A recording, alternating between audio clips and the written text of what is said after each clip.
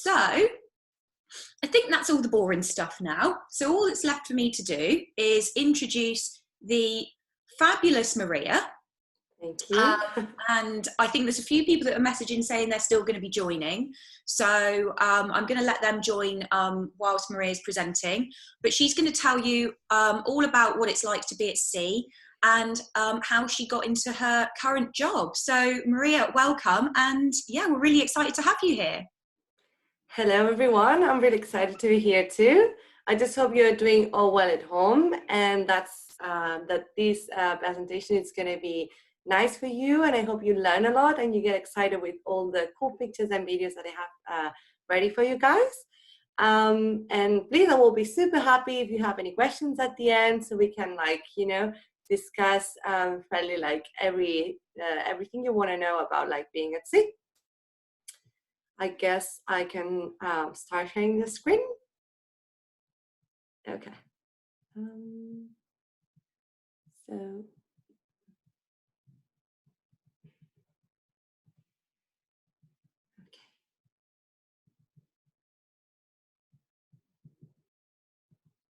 We can see your seat screen, it's working. Okay, perfect. So this is a presentation about oceanography, but a side that maybe you're not used to know, which is like the field work, how it looks like to be on the sea and do all the cool scientific experiments that are needed to understand the ocean. As I said, my name is Maria, and I hold a PhD in ocean and earth science. So I was doing my PhD in the UK, in Southampton.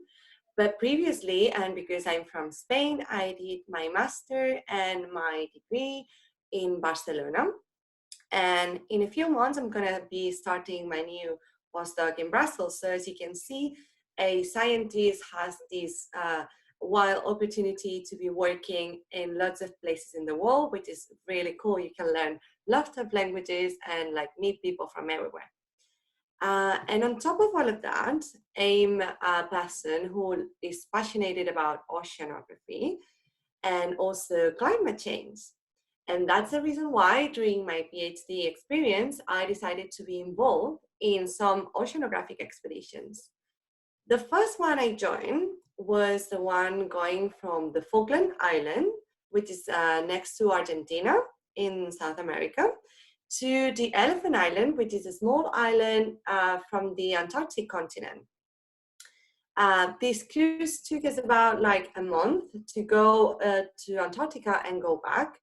And the most recent one I joined was a month ago, and we went from Miami in the United States of America to Tenerife, the Canary Islands from Spain in Europe. And that oceanographic expedition through the Atlantic Ocean took us about 46 days sailing. And basically, because we were sailing, these expeditions are related to boats and the fact of sailing through the sea and the ocean. I think it's important for you to know what sailing means in terms of the evolution of humans.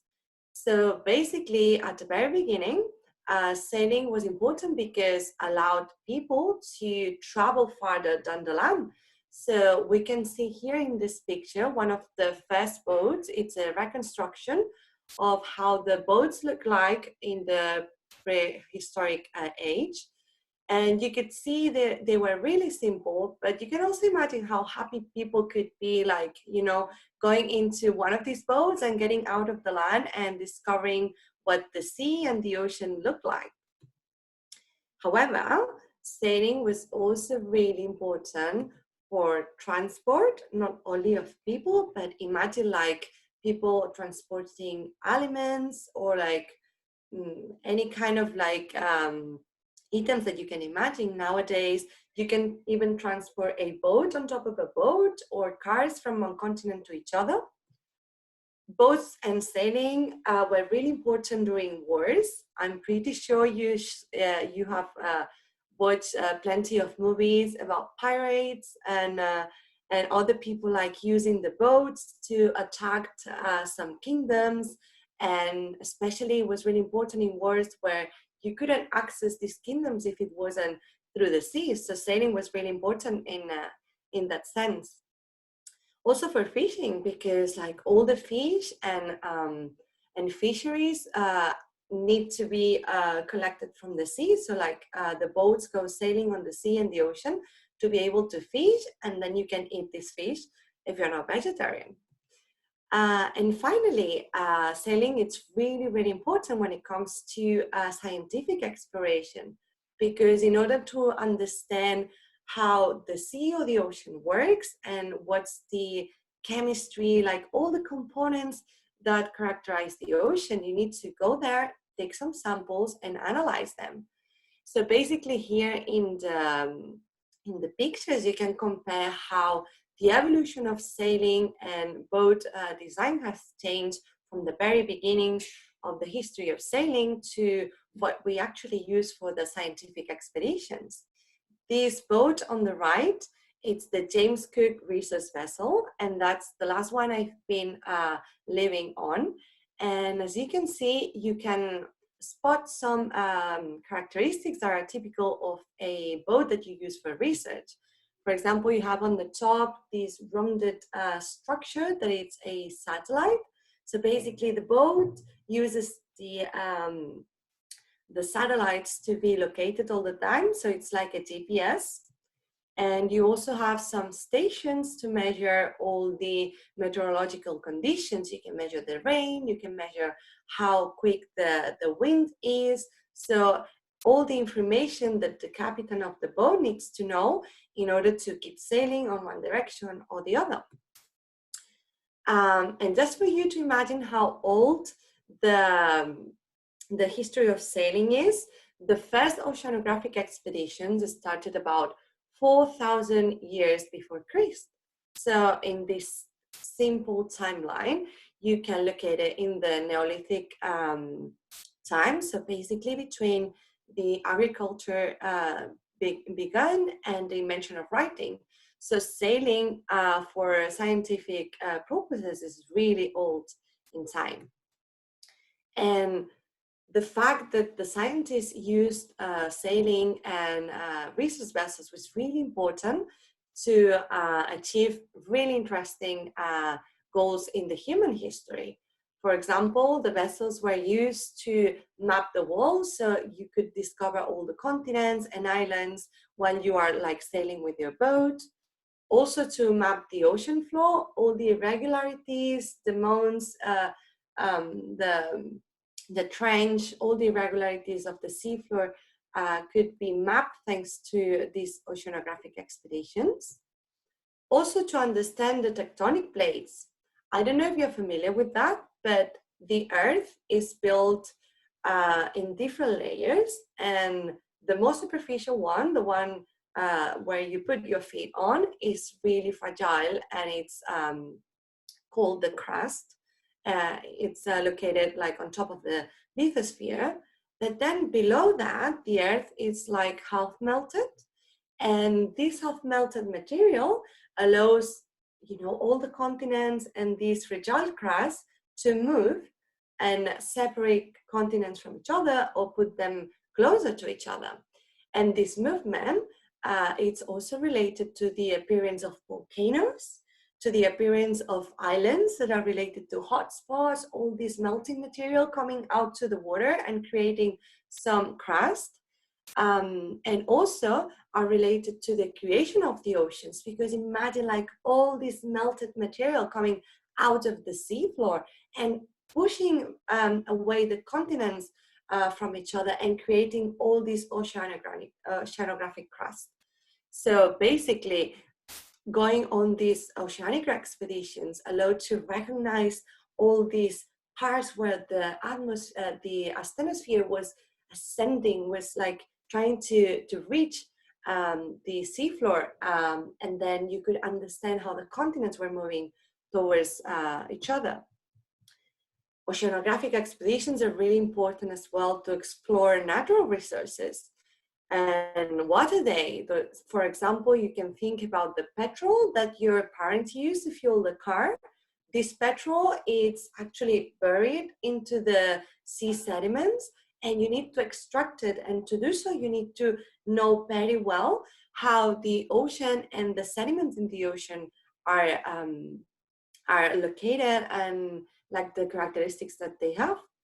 And another natural resource that it's really common in your daily lives is all the elements that you use to build the, you know, like the electronics of your phones, your tablets, and even like the computer that you're using to listen to this presentation.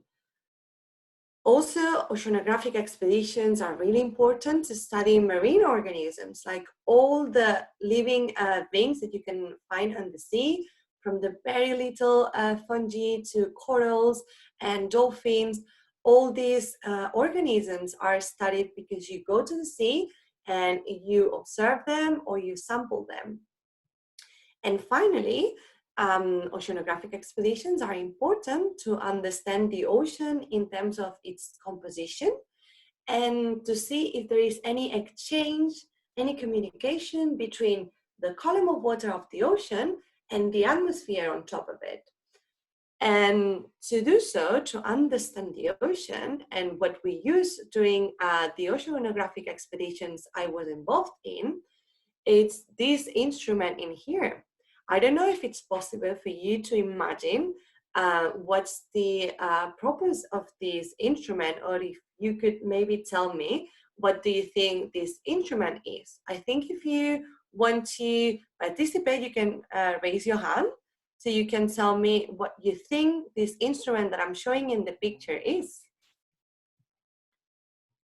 Okay, so if anyone has an answer, they can type it in the chat, or they can raise their hand, like when you want to ask questions. Does anyone have any idea? You can just type them in the chat, what you think that instrument might do. What do you think Maria uses it for when she goes to sea?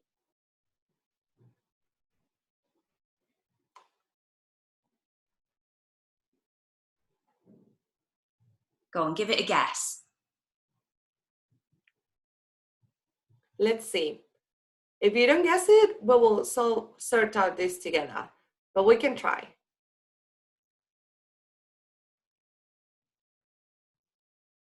I don't think anyone knows, Maria. I don't think they've ever seen anything like that before. Okay, so maybe I can start explaining more or less what it is.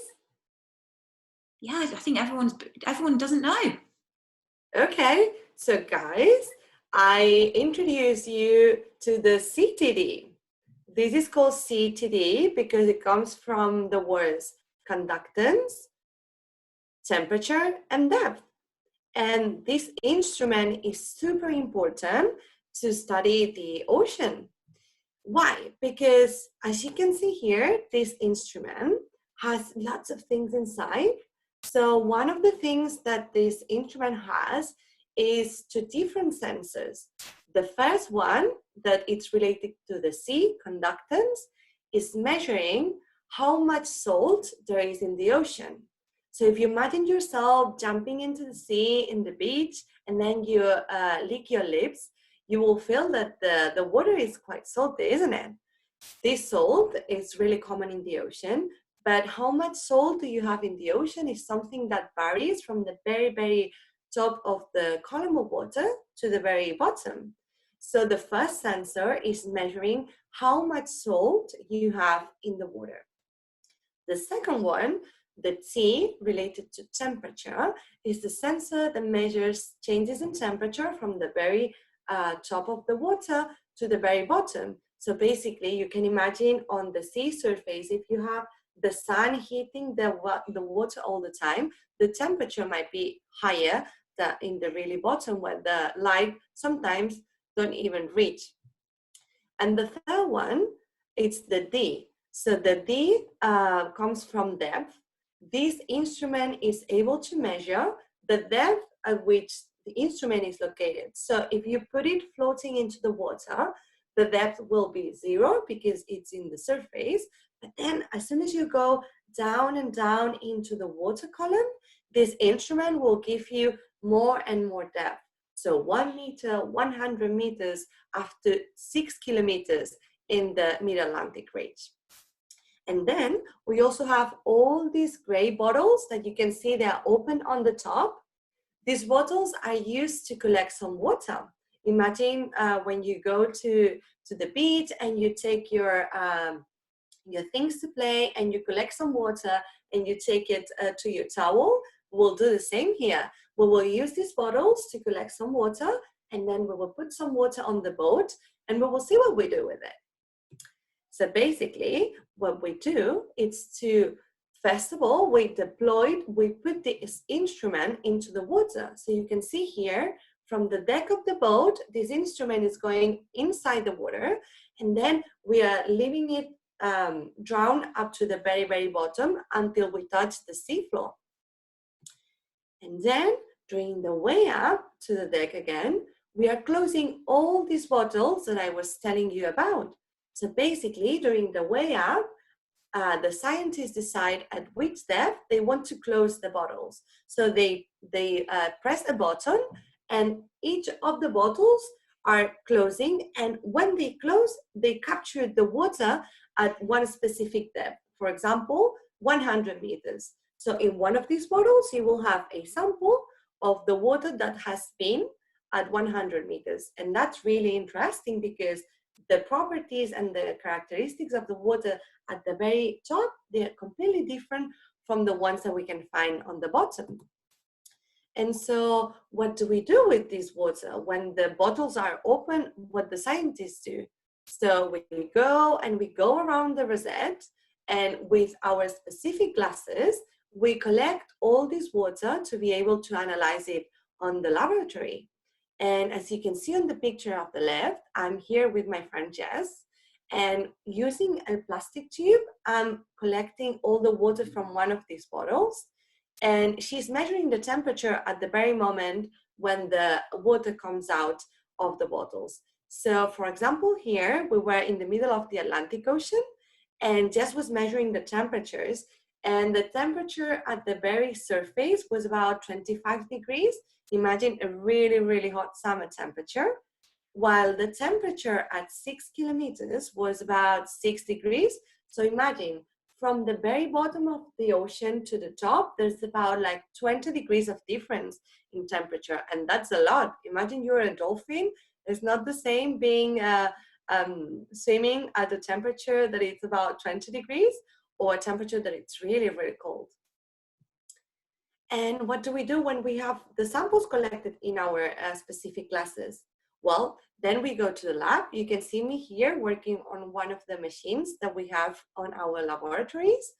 And I'm putting all the acids, and I'm incorporating some sensors, and I'm mixing all the reagents in my glass, and then I'm obtaining a lot of results. So basically in here, what I was measuring is how much oxygen, you know, like the oxygen that you need to breathe, how much oxygen there was inside the water of the ocean.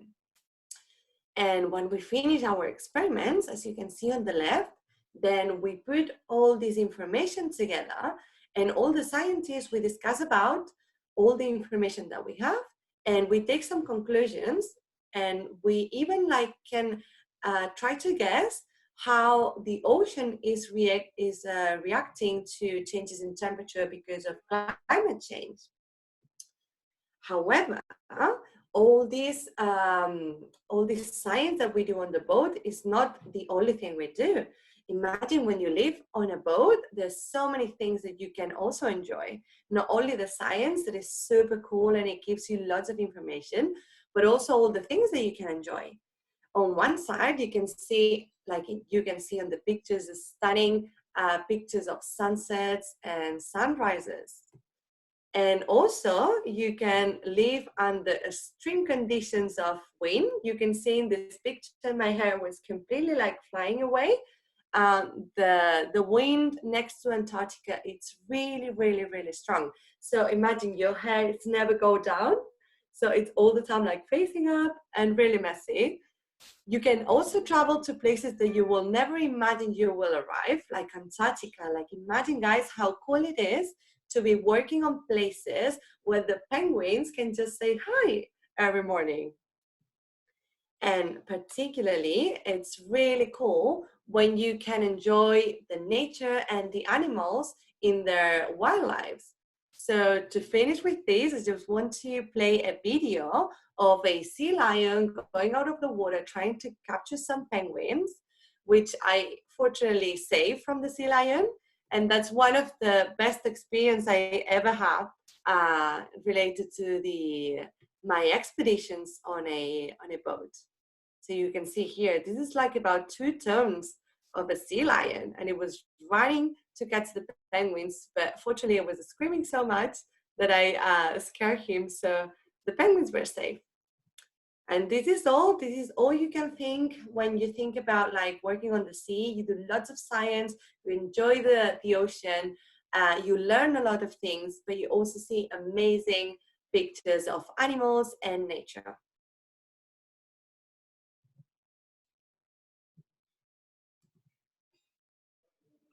Amazing. That was so interesting. Thank you, Maria. So Maria's now told us what it's like to be at sea and how you measure all the different things that you find in the water. So all the different chemicals and the temperature and the salt and everything.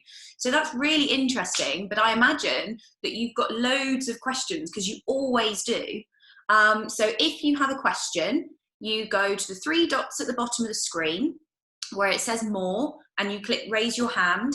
Or if you don't want to ask it out loud, then you can type it in the group chat, and there's a little speech button at the bottom. There is a little button at the bottom of the screen. There were so many B's in that sentence. And you can click that and type your question. So we've got 2 hands up already. The first person was Amelia D. So I'm going to unmute you now. Do you fish in the bottles by accident sometimes? With the instrument? Yeah. Yes, actually, in my personal experience, we never did it because with time they improve like the sensor that measures the depth. So they control really well where the instrument is and you never hit it. One of the reasons why you don't want to hit the bottom is because this instrument is super, super expensive. So if you hit the bottom, you probably will break some of the sensors or the bottle. So it's really important to not touch the bottom. However, my best friend, Delphine, she was also involved in one of these cruises, and they actually lost one of these big instruments because they actually hit the bottom, and the speed was quite big. So they really hit the instrument, and it just like dropped on the bottom of the ocean. And they needed about 2 days to fish it back to the boat. So yeah, you can actually hit the bottom. This is something really, really dangerous and expensive. And we all cross fingers when we put the instrument into the water for not touching it. But it's a really interesting question. And when you open up the bottles, do you ever find any like fish and things in the bottles? Yeah. So sometimes you can see, especially from the water in the subsurface, some like little drums. So they're really little like fishes and stuff that you can see. But like usually, because like the part that it's open of the bottle is so little, like big things cannot go in. So it's quite weird to see like big fish or like jellyfish or something captured inside. So it's quite clean water. Thank you. You're welcome. Thank you for being here. Thanks for your question. Okay, next up we've got, is this Ethan again on Tamsin's iPad? So I'm going to unmute you for your question. Okay, you are now unmuted. How much pressure can the instrument handle? So the pressure is actually related to the depth that you go. So because like the weight of the water is equivalent to the pressure. I will tell you, which is maybe more understandable, how far you choose a different type of instrument as it for how deep you want it to go. So exactly. the deeper you want it to go, the stronger it is. Exactly. And that's really clever because actually when you go out of the sea, you can only reach about 8 kilometers. Usually the bottom of the ocean, usually it's about 6 kilometers on its deepest part. But then you have this really, really, really deep trench where you can reach like more than 10 kilometers. And to do measurements in these ones, you really need to use really strong equipment because otherwise the pressure of the water can destroy them. They actually just like, you know, they don't work anymore because the pressure is so strong that they just crash. So for the instrument, they got crashed. Yeah, they got crashed. So for normal depths, like about 5 to 6 kilometers, you can use the instrument that I show you, the CTD.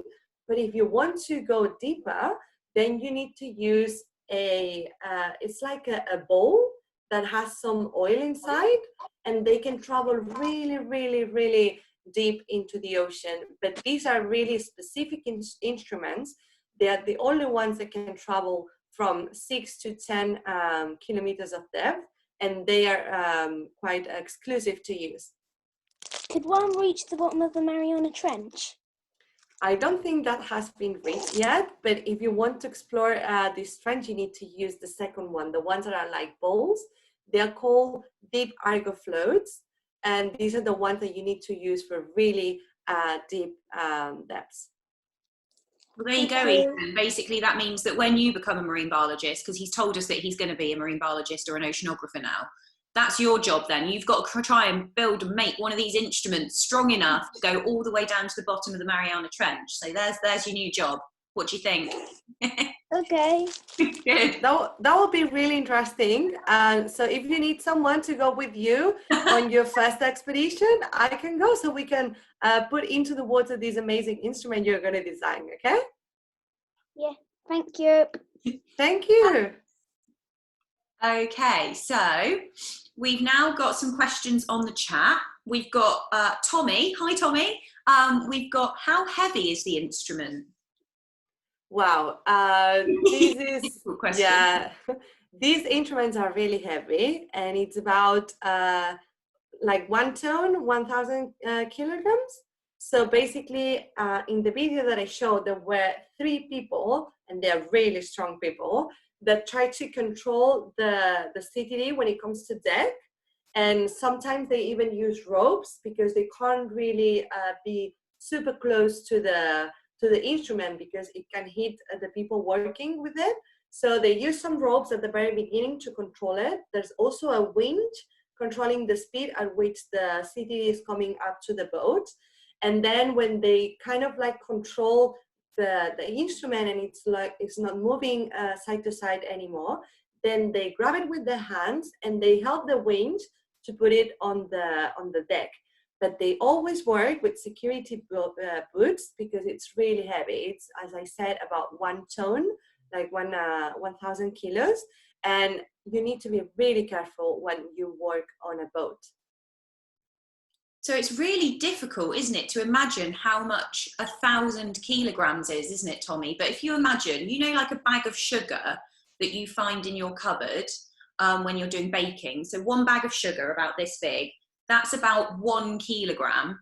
So that instrument is 1,000 bags of sugar, which is crazy. And they have to put it into the boat without tipping the boat into the sea, without tipping the boat over. Then they bring it back up while there's waves going. And then they have to land it back on the deck with just 3 people trying to stop it, you know, swaying in the air. It's quite an effort when they have to bring it back on deck. So people like Maria and the scientists bringing that back in, it's a huge effort. So good question, Tommy, thank you. Next up, we've got, how long are you on the boat during an expedition? So that's a big question for you, isn't it, Maria? Because usually we're not quite at sea for as long as you've been, but you were on a particularly long one this time, weren't you? Yeah, this last one was particularly long. So that was 46 days working Monday to Sunday without not stopping. So science is really demanding. And the period that you spend on the sea actually depends on the distance between the departing point and the arriving point is. Also, you need to take into account that if, for example, for the cruise that I did from Miami to Tenerife, you could do this distance in less time. But putting the instrument into the water at really, really deep depths, that takes a lot of time because there's a constant speed at which the instrument is going down, but sometimes you face some difficulties and you need to go slower. So like when you wait for the instrument to go down and up, you can spend about 2 to 4 to 10 hours. So this is an adding time to the time that you are in sea. That's why these cruises take so long, because if you want to explore a transect, doing a lot of experiments one next to each other, and if each experiment takes a lot to go down and go up, then you are like taking a lot of time out from the time that it takes to go from one point to another. But there are other cruises that are shorter. You can go to the North Sea, or you can go, as I said, on my first cruise from Argentina to Antarctica, and that's about a month. But there are cruises that are even longer than the one that I did, and they can take almost 3 months at sea. But I think 3 months it's the longest one that they allow you to be in. Okay, so that question was from Finny, and then they've asked another question following on from that. They've said, how many expeditions have you been on so far? So as I said at the very beginning, I have only been involved in 2 of them, but they were really, really like a life experience, because the first one was going to Antarctica, and the weather and the wildlife that you can find there, it's really specific from this area. So the first one going to Antarctica was particularly amazing because the waves hitting the boat were about like 10 meters sometimes. So they were like actually going on top of the boat, higher than the boat. The winds were really strong, so the boat was moving about 45 degrees every second. And you could see like, you know, whales coming around the boat. So like, every experience at sea, it's really different. I only had 2, one on the South Pole and one on the Mid-Atlantic Reach, but I'm hoping to the one on the North Pole as well, maybe in the future. That's so cool. You're so lucky. Yeah, I've been on 2 research cruises now, but they've both been to very similar places, and they're one of those cruises that Maria was saying is a little bit closer. So it only took us, I think, 3 or 4 days to get to our first point. So we were only at sea for about a month. And I was supposed to go on a cruise at the start of, was it this year or the start of last year? And that would have been 3 months at sea. And Wow. we didn't end up going. And yeah, Maria says, like, I think 3 months is always the cutoff point, because imagine not seeing any land, not seeing any of your friends and family for 3 months. So they only let it go for 3 months to make sure everyone doesn't go a bit crazy, I think. Yeah, also the food is really important, because you need to imagine you don't stop for groceries at any point. So at the very beginning, everything is fresh. You have fruits, you have your veggies, but at some point, everything is frozen. So you need to take care of your body as well as your mind. So 3 months, it's long enough for a cruise. Okay, so we've got another question now from Ethan. So I'm going to unmute you now. How often do you do it? How often do you do the tests with the instruments? So test for validation or test for taking samples? Samples. So for the samples, that really depends on the strategy of the PI, who's the person who's directing the project. Usually, these campaigns are designed previously. So before going into the sea, they have a plan. They put a map from the starting point to the end point, and they put all the points where they want to do the measurements. So at the very beginning, you have an idea of how many you will take. And then if you know at which speed the boat is going to go, you also know at what day you're going to arrive. And if you know the depth, so you can kind of like control when the several tests are going to be happening. So every day, the person who's in charge of the project comes to each of the labs, and she or he gives us a Excel spreadsheet and they tell us, okay, today we are going to have 2 or 3, this is the maximum that we have, 3 tests per day, because our tests were really, really deep. So as an average, you can think about like 2 to 3 tests per day. But then we had days when we didn't have any because of the bad weather, because the points were really like far away from each other, because we had problems with the wind. So I cannot tell you a specific number. That really depends on the project, on the expedition that you're doing. It also depends on the problems that you can find during the sailing time. And for example, there can be also problems related to like legislation. I remember when we were arriving to African waters, the government from Africa didn't give us the okay for doing tests in waters that weren't allowed for us to be sailing. So sometimes you cannot even control these kind of things. Thank you. You're welcome. So when I've been on cruises as well, Ethan, so sometimes, because Maria's just telling us about one of the many, many instruments that you use to sample the ocean. And some of the cruises I've been on, because I'm a marine biologist, one of the tools that we use quite often is an ROV, a remotely operated vehicle. And that's got cameras and everything on. So we also needed to use CTDs like Maria does as well. So because that was happening, that's what you would call, and here's a big word for you, a multidisciplinary cruise, because we had oceanographers there wanting to study the water, and then we had biologists there wanting to study the animals.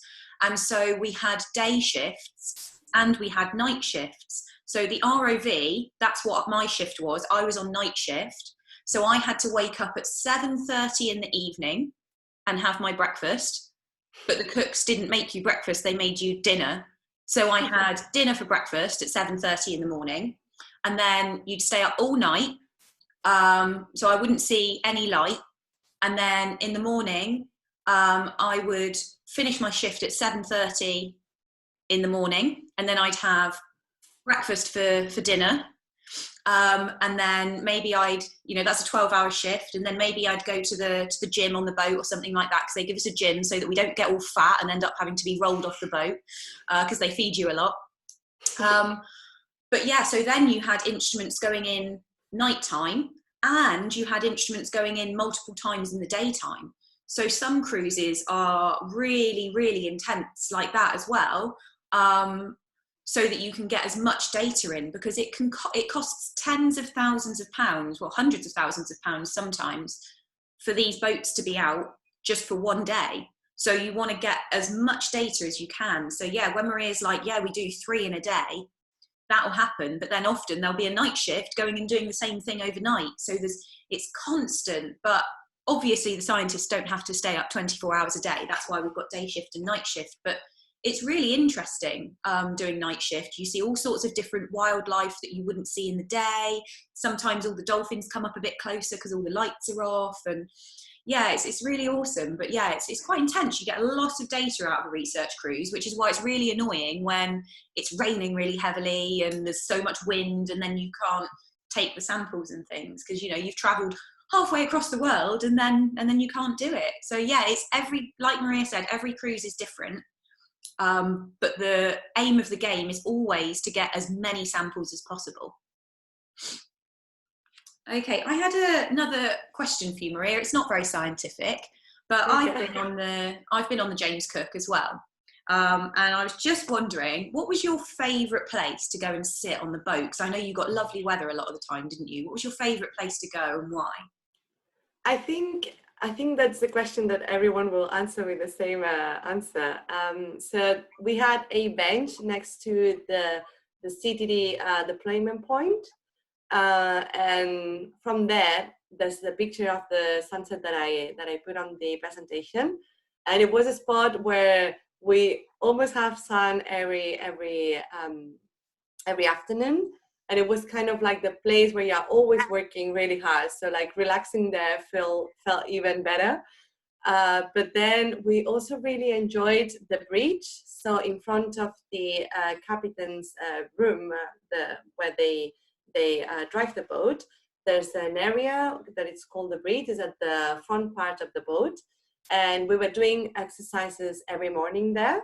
So it was really nice to wake up every morning and go there and have like the breeze in your face while doing some exercise and having some sun. So I had these two places that I really liked. And I guess a lot of the people watching won't know, but there's lots of activities that they give you to do on the boat as well, isn't it? It's not just work, because you're out at sea for so long. So can you tell us a bit about the kind of things that they give you to do on the boat as well, so that you can have a bit of fun? Yeah, of course. So there are like lots of rooms in the boat. So basically on the bottom part is where we have the cabin, so we can sleep and rest without noise. But then there's a middle level where you have like a library, so you can read as much as you want. You have a shared computer where you can work. Then there's an IT place where you can like work on pictures and videos that you're taking. You also have kind of like a bar where you can have a drink with your friends, non-alcoholic drinks with your friends. And we converted this area actually into a salsa dance floor, because I really like salsa and bachata. So I was teaching how to dance in the boat, and that was really, really fun. We were having also some parties where we were like doing choreographies, all of us together. And then you have like common areas where you can sunbathe. We also built a swimming pool on one of the decks. So we had one of these unicorn floating things on our swimming pool. We were having barbecues. The crew in these expeditions are really nice and really close to you. You create so many friendships that, yeah, basically if you're not working, you're having so much fun that 2 months at sea seems like 2 days, really. And then there's also there's a big room that's got a big TV screen, and it's got all DVDs. So there's a big DVD cinema room that you can sit in and watch stuff. And then there's also a big games room. So there's a big table. Is the football table still there? Yeah, there's a big table football table, which is a silly game to have on a boat, because you imagine you've got the waves doing this, the ball's just moving around. It's impossible to win. It's silly. There's a dartboard. There's all Jenga and board games, and a sauna as well. And a sauna, yes, and the gym, so that you can keep fit and we don't all get fat, like I said. So there's lots to do on the boat so that we don't all go crazy, which is nice. So what I'm going to do now is just give you a few seconds, just in case anyone has any final burning questions for Maria. You've been asking her questions for about half an hour, which is really great again. So well done, everyone. So if you don't have any more questions, I'll just watch if anything pops up. And I don't think it is. So we will be doing this again next week. But first of all, what I'm not sure 100% what it's going to be next week, but I will post that as soon as possible to let you know who's going to be joining us. I think it might be about whales and dolphins next week. See if I've got it written down here. Yes, I think it is. So next week, I think we've got someone coming to talk to us about whales and dolphins with lots of cool videos. Oh, we do have another question. I will unmute you now, Amelia. It's not a question. I'm showing you my picture that I made for school. Oh, please do. Oh, wow. Oh, look at that. That's amazing. And then there's a little penguin here that's catching some fish. Oh, that's great. That's just like the penguin in your video, Maria. Exactly. It looks like exactly the same. You're really good. You're really skilled. I think Billy, Tommy and Ted drew us a picture the other day as well, but we couldn't see it. So if they want to send a picture in the group and show us that at some point, that would be great as well. Any pictures you draw, any pictures you draw, do send them in the group so we can see them, because it'll be much nicer if we can spend some time to look at it. But thanks for sharing that with us. Thank you. It's lovely. Okay, so next week, whales and dolphins. I will check that and post that on the group as soon as possible. But all that's left now for me to do is what we do. I unmute you all, and then everyone says thank you to Maria. Ready? 3, 2, 1. Thank you, Maria. Thank you. Thank you all, guys. It was really a pleasure to be with you, and I just hope you had an amazing day. Well, we'll see you all next week, everyone. Okay? And have a fun week, and we'll see you soon. Bye.